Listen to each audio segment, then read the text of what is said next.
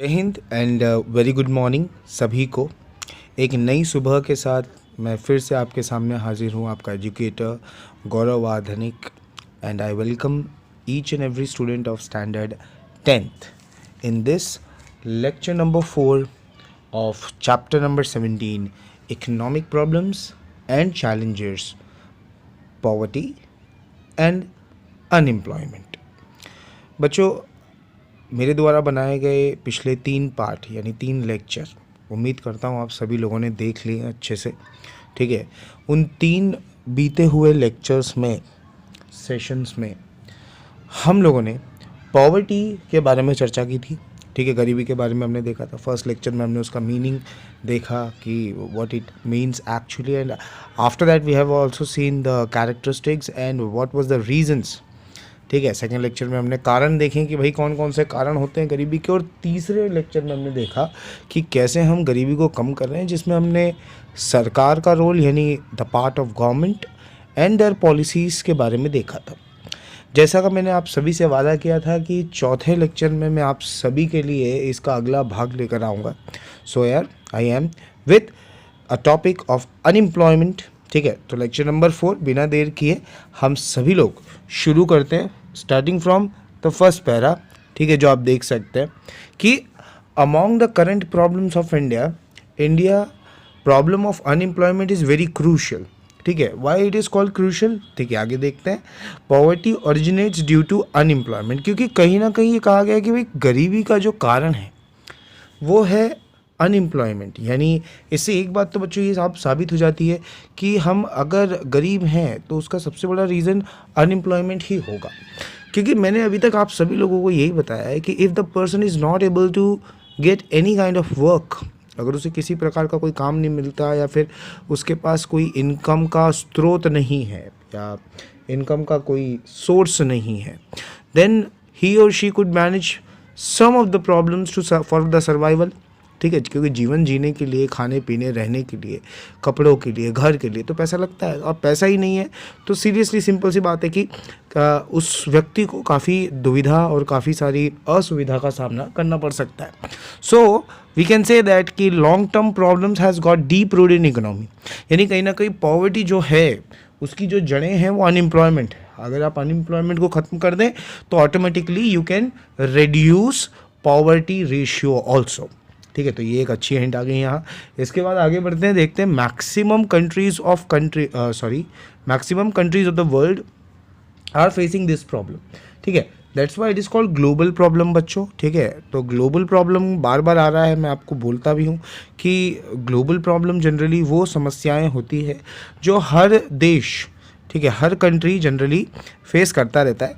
तो एक बार थोड़ा ब्रॉड वे में इसका एक मीनिंग देख लेते हैं, ताकि बच्चे, जिन लोगों को भी अभी तक थोड़ा बहुत डाउट है, क्योंकि हमने अनएम्प्लॉयमेंट पढ़ा तो काफ़ी टाइम से है, लेकिन थोड़ा सा समझ उसको और बेहतर तरीके से लेते हैं हम। जैसा कि आप सब लोग जानते हैं बच्चों कि अनएम्प्लॉयमेंट एक सिचुएशन है, और ये सिचुएशन भी स्पेशली किन लोगों की है? The people those who are at the age of 15 to 60। ठीक है, तो यानी 15 साल से लेकर 60 साल के बीच के लोग, यानी we are not talking about the age between 1 to 14, ये इनको हमने नहीं इस ग्रुप में रखा, और 60 से ज़्यादा जो लोग हैं हमने उनको भी इस ग्रुप में नहीं रखा।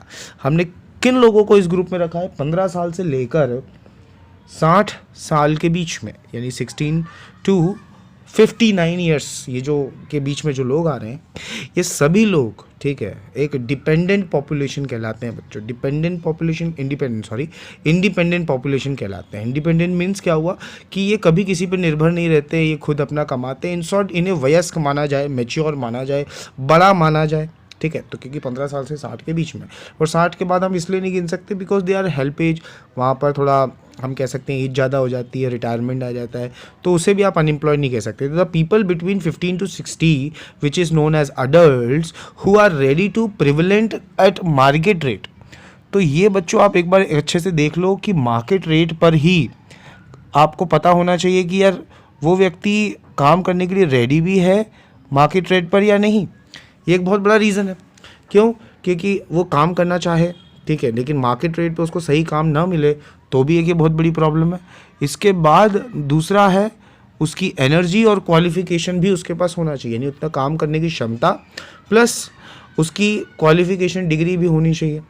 Who is search in out of work is not getting work, a person is said to be unemployed and the condition is said to be unemployment. तो दो अलग अलग चीज़ें हैं.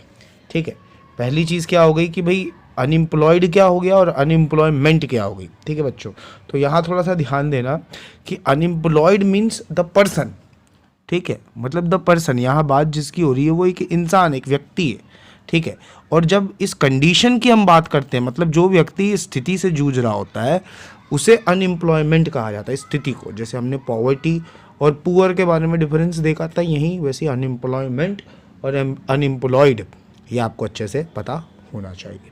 इसके बाद if a person who demands wage more than prevalent rate. अब यहाँ इस लाइन का मतलब यहाँ क्या आ रहा है बच्चों कि अगर कोई व्यक्ति है जो मार्केट रेट से खुश नहीं और वो व्यक्ति थोड़ा कुछ ज़्यादा डिमांड कर रहा है, and whatever he was asking कि भाई मुझे इतना नहीं, मुझे ज़्यादा मिलना चाहिए because I am more skilful, मेरे पास ज़्यादा नॉलेज है या फिर कोई जानकारी है या फिर कोई क्षमता है मेरे पास ज़्यादा. Then who are not in age group of 15 to 16. ठीक है, मतलब क्या हुआ कि भाई जो 15 से 60 के ग्रुप में नहीं है, मतलब हम अडल्ट की बात नहीं कर रहे. अब वो लोग कौन हो जाते हैं, वो हो सकता है हैंडीकैप्ड हो, वीक हो, सिक हो, ओल्ड हो, lazy peoples generally, and housewife, those who are not willing to get a work. ठीक है, they are not called compared as unemployed, मतलब वो ये लोगों को अनएम्प्लॉयड कहा नहीं जाता. इन शॉर्ट मतलब क्या है कि ये जो वीक हैं, लेज़ी हैं, हाउस वाइफ्स हैं घर के अंदर, ये इनको कभी भी कंसिडर नहीं किया जाएगा कि ये अनएम्प्लॉयड लोग हैं. ठीक है, although they are working somewhere but उसका उन्हें पैसा नहीं मिलता, इसी वजह से इन्हें अनएम्प्लॉयड नहीं कह सकते हम. ठीक है, हम अनएम्प्लॉयड किसको कहेंगे, जो काम करना चाहे, which want to do work and doesn't get it, and उसकी जो एज होनी चाहिए वो कितनी होनी चाहिए. बिल्कुल सही, 15 to 60. तो बच्चों अब हम बात करेंगे टाइप्स के बारे में. ठीक है, तो टाइप्स में बहुत सारे बच्चे मुझे बोलते हैं, बोले यार many of the time sir मुझे इसके टाइप्स में बहुत सारे कॉमन टाइप्स लगते हैं. मीन्स कि अनएम्प्लॉयमेंट जो है आप उसे कैसे डिफ्रेंशिएट करोगे, तो ये तरीका मैं आपको बताऊँ. आपको सिर्फ पॉइंट्स पकड़ना है. ठीक है, सिर्फ पॉइंट्स पकड़ना है. जैसे इसका जो पहला वाला है, ठीक है, सीजनल अनएम्प्लॉयमेंट. अब सीजनल अनएम्प्लॉयमेंट क्या हो गया कि भाई जैसे इसका नाम है सीजनल, सीज़न मतलब क्या होता है, सीज़न मतलब कि भाई मौसम किसी चीज़ का. ठीक है, जो सिंपल है, साल में एक बार आएगा और फिर अगले साल आएगा, यस और नो. तो उसी तरह इंडिया में बहुत सारे ऐसे बिजनेसेस हैं जो सीजनल चलते हैं. जैसे मतलब क्या है कि जैसे हम कह सकते हैं कि भाई एग्रीकल्चर एक बहुत बड़ा सीजनल अनएम्प्लॉयमेंट पैदा करता है.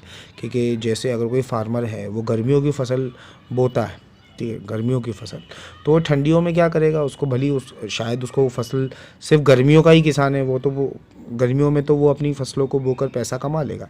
लेकिन उसके बाद जब ठंडियाँ आएगी, बरसात आएगी, तब उसके पास कोई काम नहीं होगा, तो अनएम्प्लॉयड हो गया. ठीक है, तो और फिर वापस गर्मी आएगी, सीज़न बदलेगा, तो वो फिर एम्प्लॉयड हो जाएगा. तो मतलब क्या, एक सर्कल की तरह, एक साइकिल की तरह जो अनएम्प्लॉयमेंट चले, जिसमें आपको 3 से 5 महीने तक अनएम्प्लॉयड रहना ही पड़े. यानी अगर हम बात करें 12 होते हैं, ठीक है, हमारे जो भी महीने, उन 12 महीनों में, ठीक है, टोटल उन 12 मंथ्स में से अप्रॉक्स मान के चलिए कि आपको करीब 4 से 5 महीने जॉब नहीं मिला.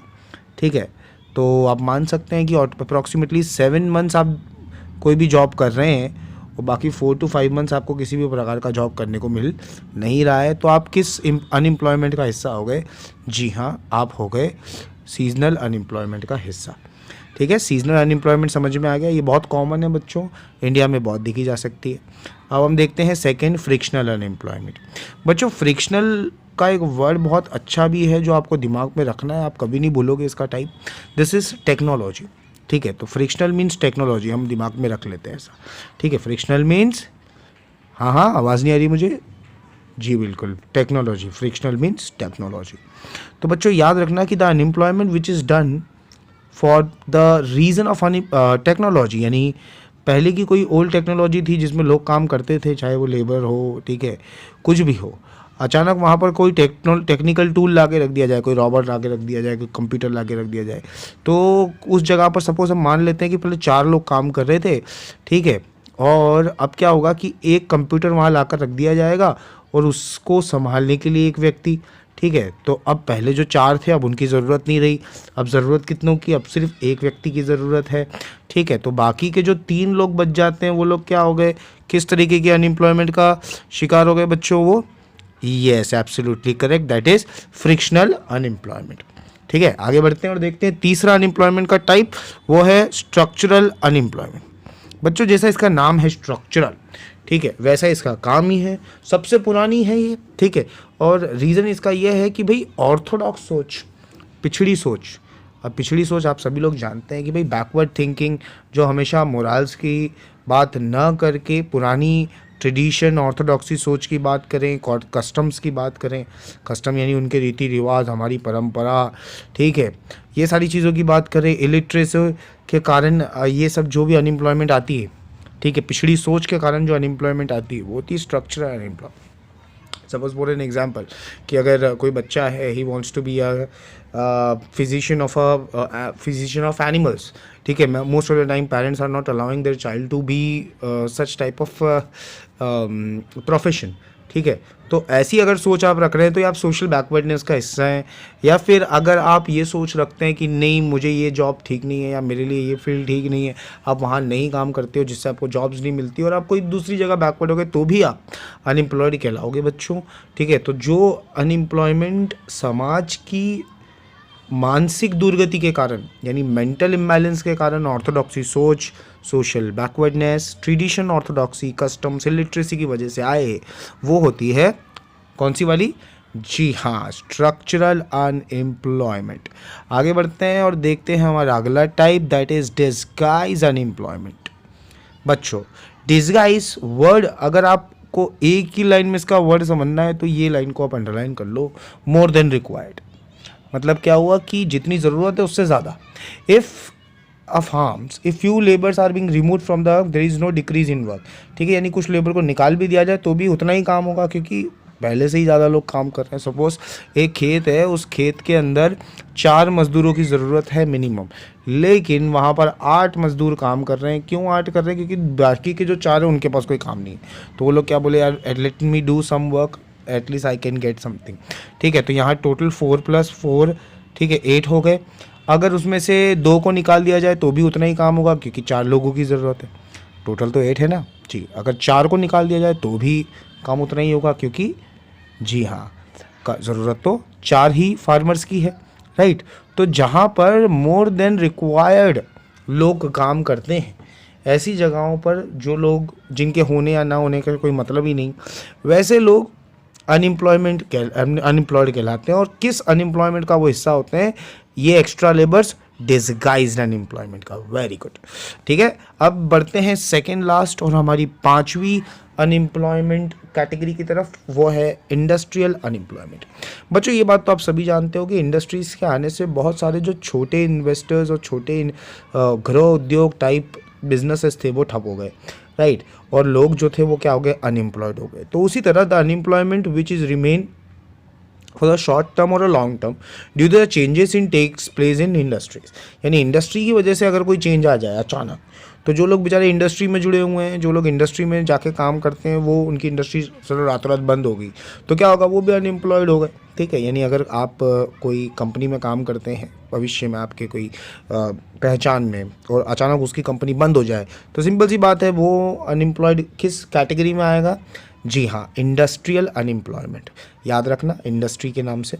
And the last but not the least, the most common and the most dangerous, that is educated unemployment.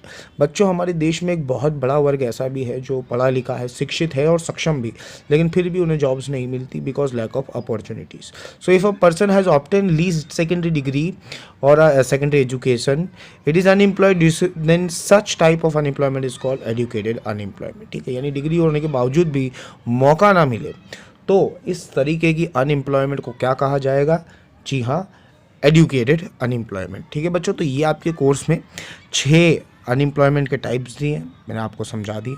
फिर भी अगर नहीं समझ में आया तो वीडियो को पीछे जाके दोबारा से देखिए। हमने आज क्या क्या क्या चीज़ें देखी, मीनिंग देख लिया अनएम्प्लॉयमेंट का। उम्मीद करता हूँ सबको समझ में आ गया होगा, ठीक है। अनएम्प्लॉयमेंट का आज हम कॉन्सेप्ट स्टार्ट कर दिए हैं। नेक्स्ट लेक्चर में हम आएंगे और क्या पढ़ेंगे, जी हाँ, प्रपोर्शन ऑफ अनएम्प्लॉयमेंट की, अनएम्प्लॉयमेंट आखिर हमारे देश में है कितनी, ठीक है। सो बच्चों, टिल देन अपना ध्यान रखें, अगले लेक्चर का वेट करें। Will meet you soon as possible. Comment me any query is there. Take care and your family also. Thank you so much. जय हिंद। Bye bye.